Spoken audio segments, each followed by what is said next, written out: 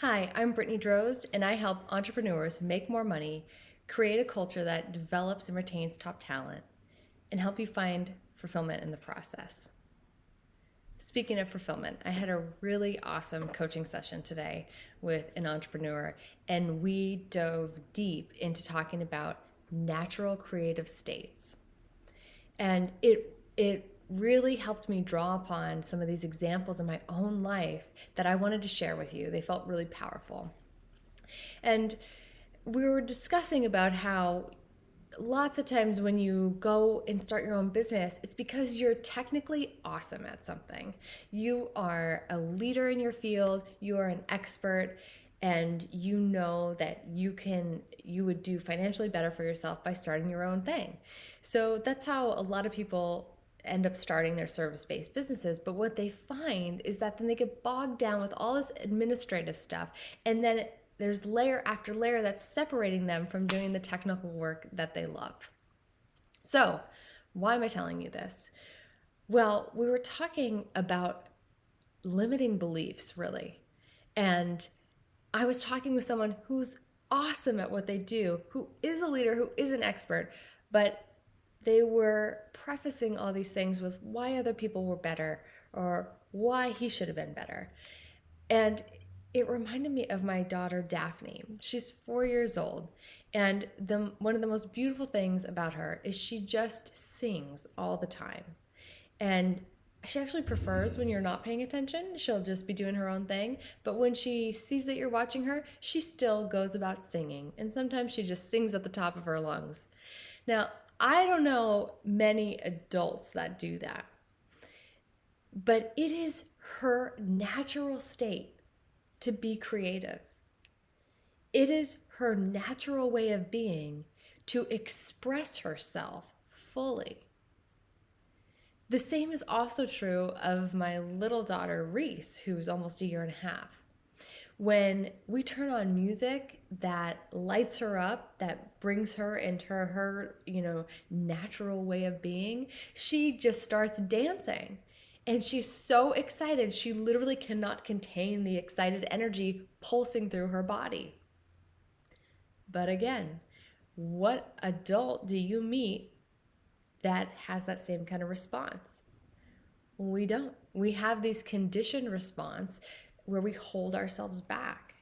We hold ourselves back because we don't want to be rejected. We want to be validated. We have all of these kind of social emotional conditions that we put on things, and we have these boxes that we put ourselves in.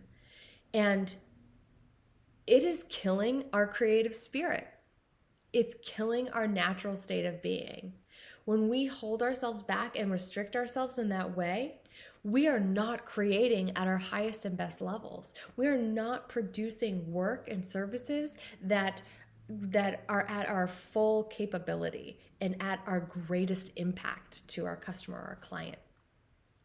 So, what can you do about this? So, I want to ask you, what do you love to do? If you had 5 hours more free time, what would you do with it?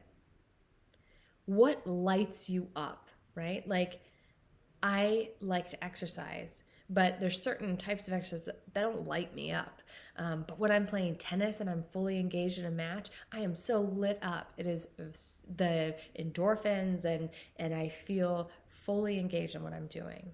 So that's one way to think about what could you do to bring yourself into this more expressive natural state. Also, you could ask yourself, what childhood dreams did I have about becoming whatever type of professional it was? Maybe you wanted to be a firefighter, or maybe you wanted to be a rock star, or maybe you wanted to play a professional sport. That's a really great place to look to think about what activity you could do to get back into that natural state, that creating state.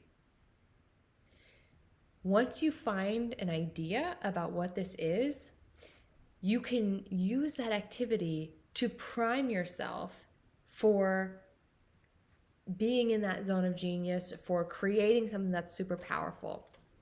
Let me give you an example of this. Sometimes I have time before a really important coaching session where I know I want to serve someone really powerfully, or I need to be really focused for 2 hours to create some of my best work, to be so present, right?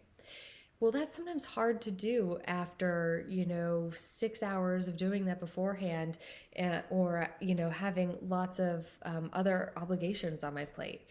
So sometimes before a coaching session, you can find me dancing my butt off in my office for 5 straight minutes, going all out.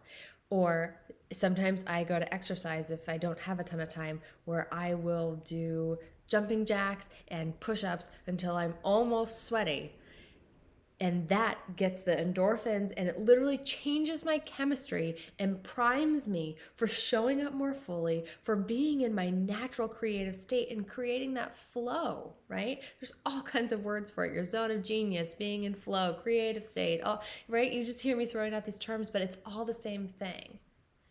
So what is your process like? What do you do to prime yourself for your best work? I bet there are lots of really fun ideas out there, and I would love to hear from you. What is it you do when you have to show up in the best way? This is personal, professional, whatever the arena is. We'd love to hear about it. Comment in the section below this video, because we can all learn, and I would love to hear the wildest idea you have for this. Thanks so much for watching.